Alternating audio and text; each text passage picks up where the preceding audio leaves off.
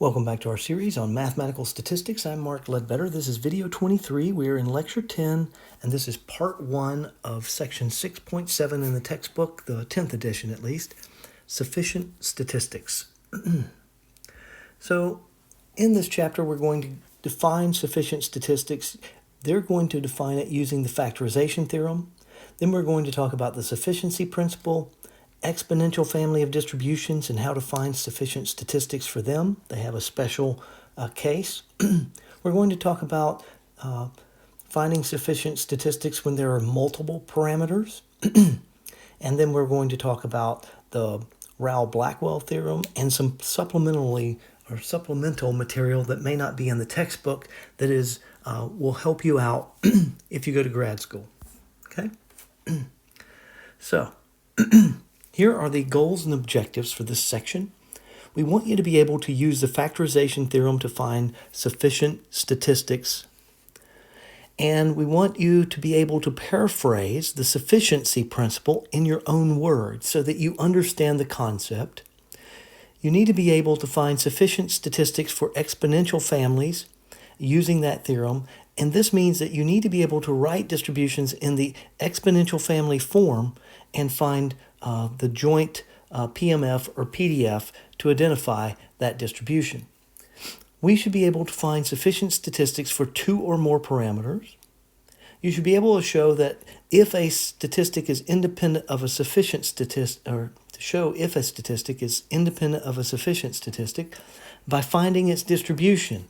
Does its distribution contain that sufficient statistic or not? Then for some distributions, you should be able to use the formal definition or the alternate definition. I think this is one the book doesn't give, to find sufficient statistics. You should also be able to understand all steps of the proofs that we go over and be able to apply them to new problems. All right, if you can do that, then you have been successful at this section. So let's first talk about the concept. So if we have a random sample of 3 observations from a Bernoulli distribution, we've shown that the MLE of P, or P hat, is X bar, the mean. Okay? Let's say we observe one random sample of X1, X2, X3 is 1, 0, and 1. Remember, the Bernoulli, X can take the values of 1, 0, or 1. Well, in this case, X bar is equal to 2/3, right? We add up X bar equals the sum of Xi divided by N. This is 3 for N, and we have 1 plus 0 plus 1, and that's 2 over 3, that's 2/3. But if we took a different random sample, and let's say that the results there were the first observation was 0, the second was 1, and the third was 1, well, this is a different sample, and yet we still get X bar equals 2/3 from this sample. Now, we don't have to. We could have all zeros, we could have all ones, we could have only one 1. So we could get 1/3, 2/3, 1, or 0 as our estimate of X bar, depending on the random sample. But the idea here is that different random samples can lead to the same estimate of P, right? So the same estimate of our average, or in this case, P hat or X bar, the different random samples can give you the same result for that estimate of the parameter. Okay? So what is good enough? So what statistics are good for or sufficient to describe the parameter or the distribution? Okay, so we're going to let X1, X2, X3, X4 be IID Poisson with mean lambda. We showed that the MLE of lambda hat is X bar, or MLE of lambda is X bar. Okay, let's say we have 2 random samples. The first is 1, 5, 3, 1. We have 4 observations. The second was 2, 4, 0, 4. If we calculate X bar for the first, we get 2.5. Let's see. So we have 6, 9, 10. So 10 over 4 is 2.5. And then we have 6 0, 6, and 6 is 10. So we still get 10.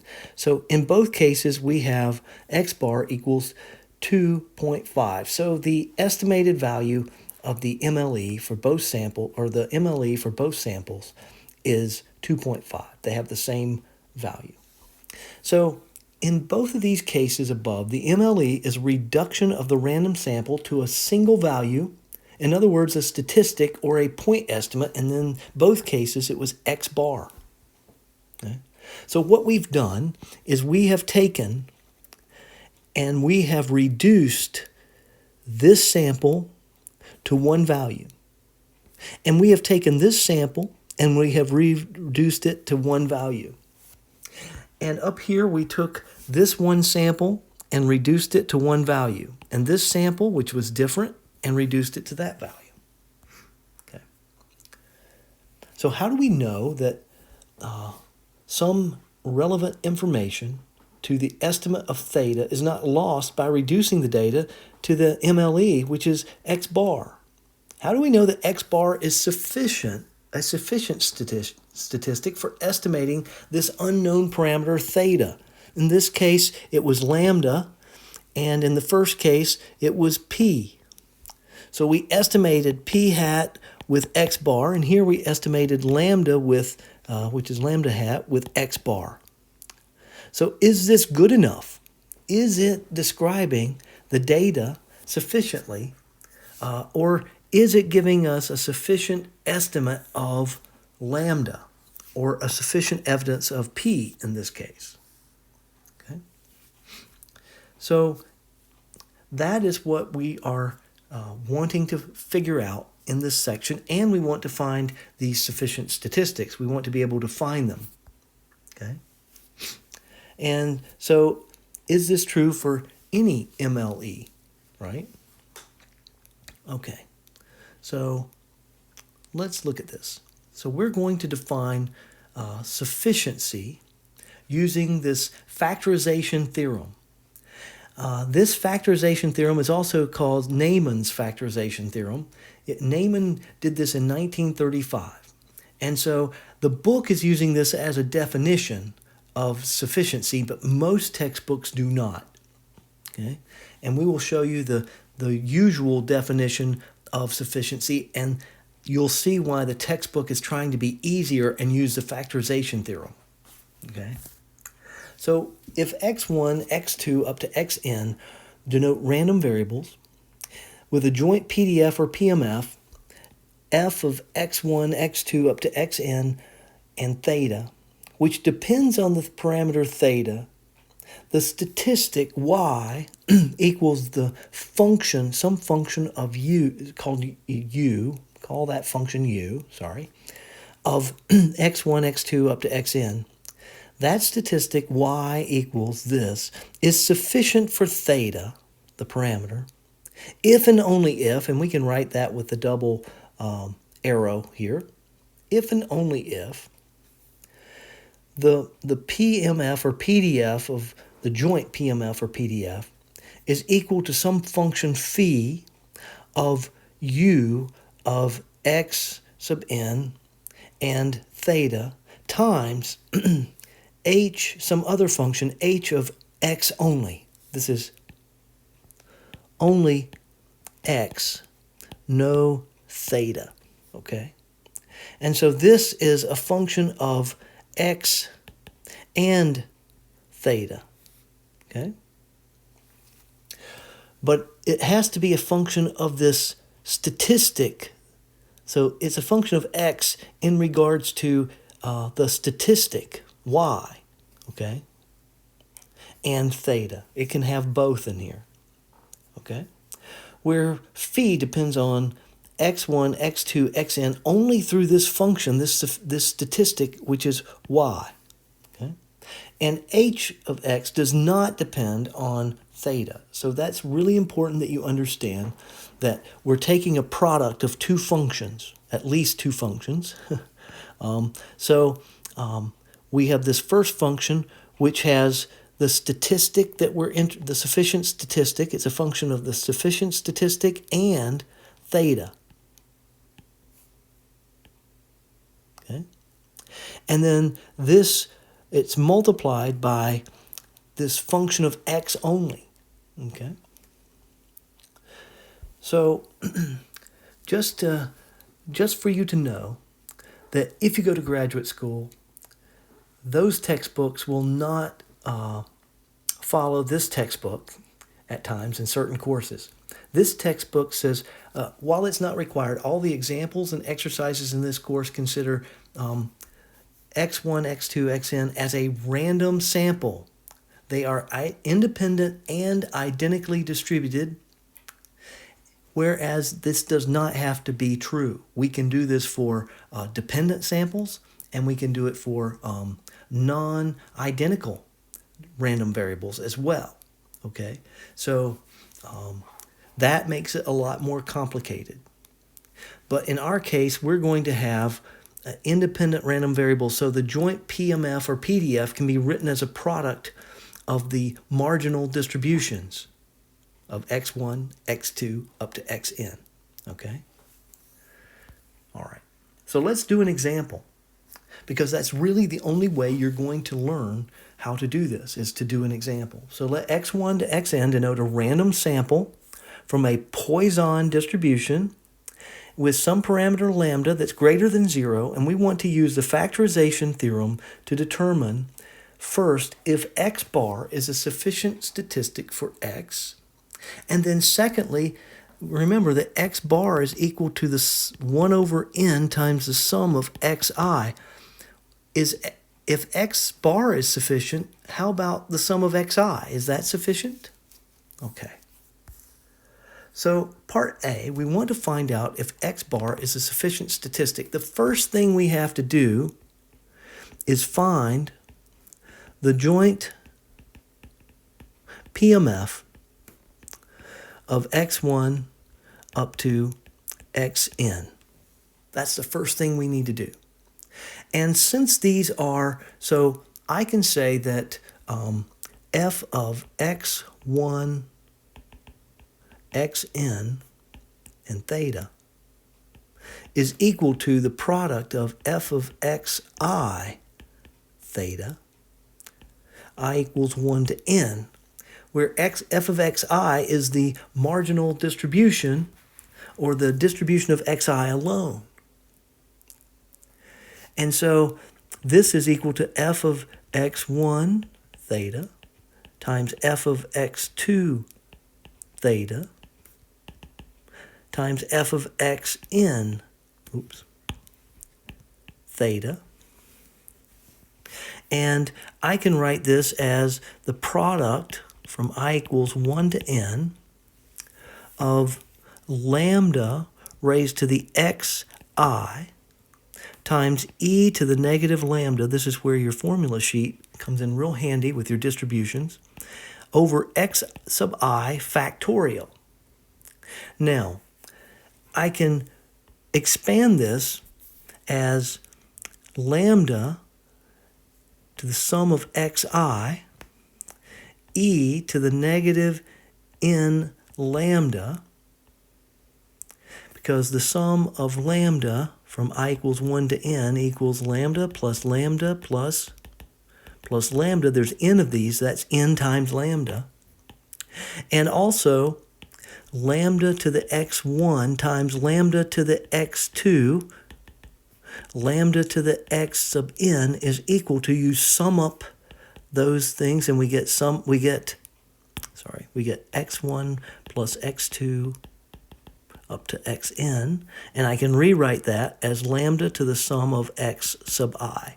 Okay, so that's how I got these values, just to remind you, because you need to do this yourself. And then I'll have x1 factorial times x2 factorial. There's nothing I can do to simplify these factorials. It's times x sub n factorial. Okay. So now, I want to write this as a function of, I need x bar. So recall that x bar is equal to 1 over n sum of xi. Now I have the sum of xi here. So I need to solve this equation for the sum of xi. That implies that the sum of xi equals n times x bar. So I can substitute that in for the sum of xi. And so this becomes lambda time to the n times x bar as a power. And then I have e to the negative n lambda, yes, negative. And then I can, and so then I have x1 factorial, x2 factorial, up to xn factorial in the denominator. I can rewrite this as a function. I can consider this as a function of lambda and x bar, right? So I can say that this is lambda n to the x bar, e to the negative n lambda, and then times 1 over x1 factorial, x2 factorial, up to xn factorial, 1 over that. So this right here is h from my factorization theorem. So let me clean this up.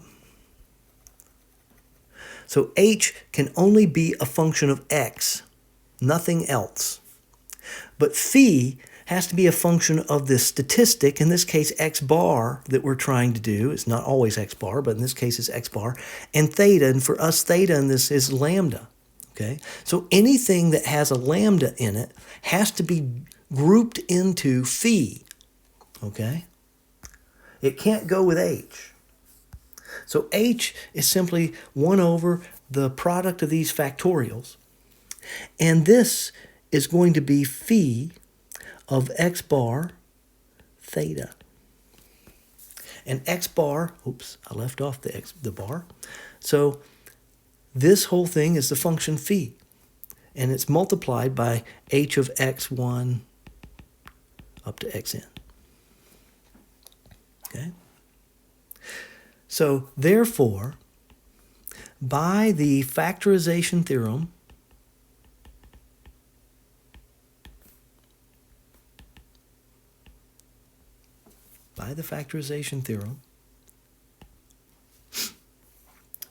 x bar is a sufficient statistic for lambda. And we have proved that using the theorem. So I want you to note that lambda hat MLE is equal to x bar is a function of the sufficient statistic.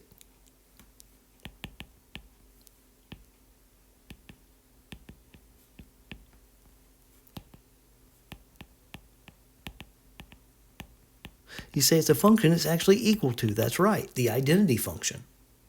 Okay. So that's A. B. I'm going to call this equation here 1. Okay? Actually, yeah, I'm going to call this 1. Just that. Okay? So by 1 above, see, by 1 above, we see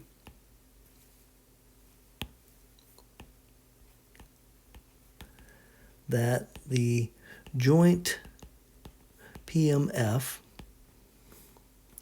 is lambda sum of xi e to the negative n lambda over x1 factorial, x2 factorial, up to xn factorial, which we can rewrite as lambda sum of xi e to the negative n lambda, so that's one function, times x1 factorial, x2 factorial, up to xn factorial in the denominator, under 1. And so now this, again, is h, and this is phi of the sum of xi and lambda. Okay? So we have here lambda raised to the sum of xi, and then we have e to the lambda. So we have to put the lambdas together in one function. And so, therefore, by the factorization theorem,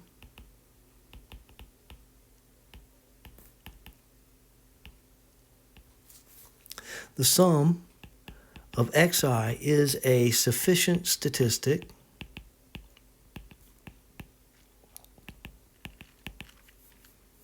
for lambda. And again, lambda hat MLE equals x bar is a function of the sufficient statistic sum of xi. All right. And this was a proof. So this is just a note down here. Okay. So notice if we know x bar, we know sum of xi, and vice versa. If we know sum of xi, we also know x bar, because one is a function of the other. So we're going to informally generalize this. If y equals some function is equal to the function u of x1 to xn, if that is a sufficient statistic of theta, then every function that does not involve theta and that has a single valued inverse is also a sufficient statistic for theta. In other words, if we know one, we know the other. So what is this saying? So what it's saying is that if let lambda hat equal sum of xi, which is a sufficient statistic, okay, then 1 over n, then I should say f of sum of xi is a sufficient statistic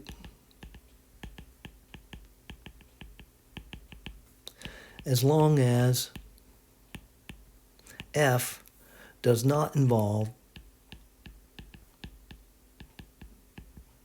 the parameter theta.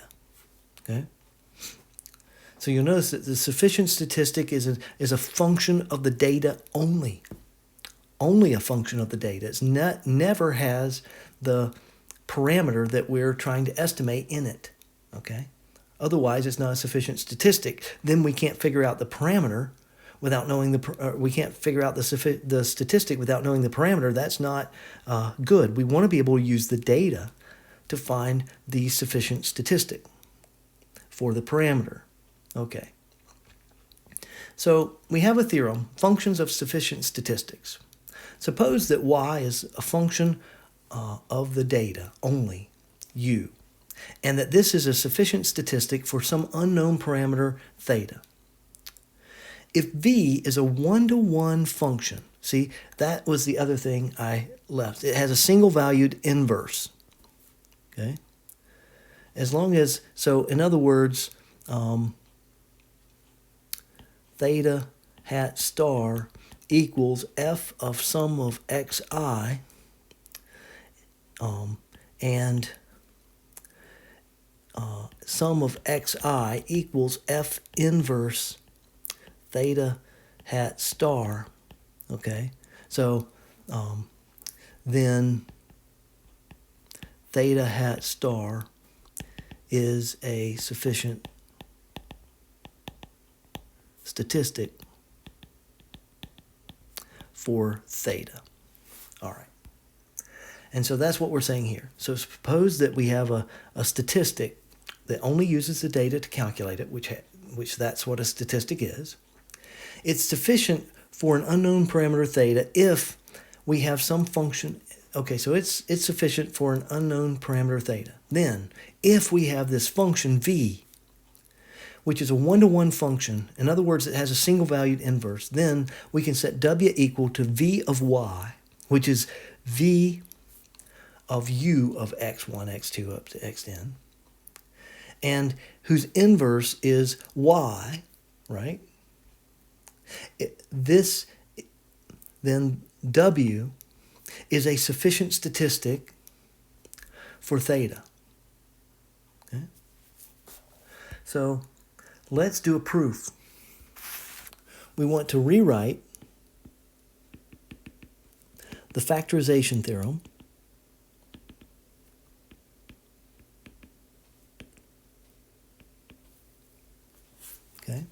as, so here we've got f of x1 up to xn is equal to phi of v inverse of v of u of x1 up to xn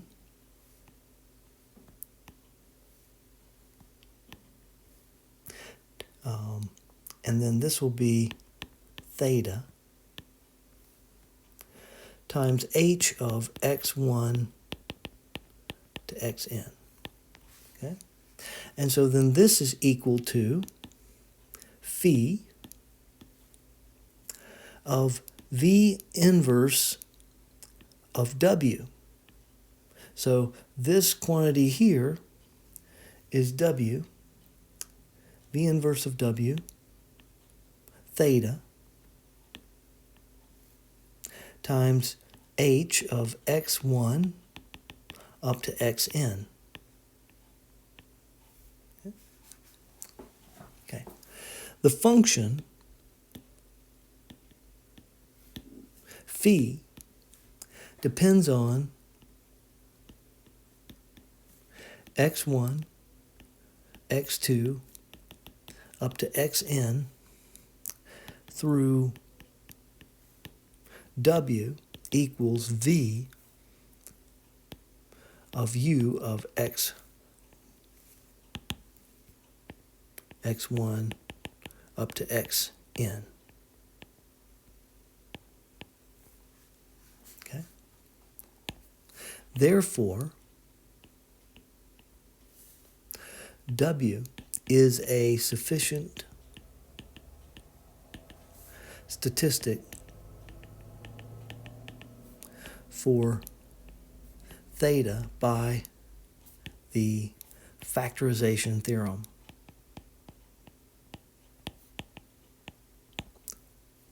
You always need to say what you're using to prove something. If you're using a theorem, you have to tell us that you're using that theorem. So by the factorization theorem, it is a sufficient statistic.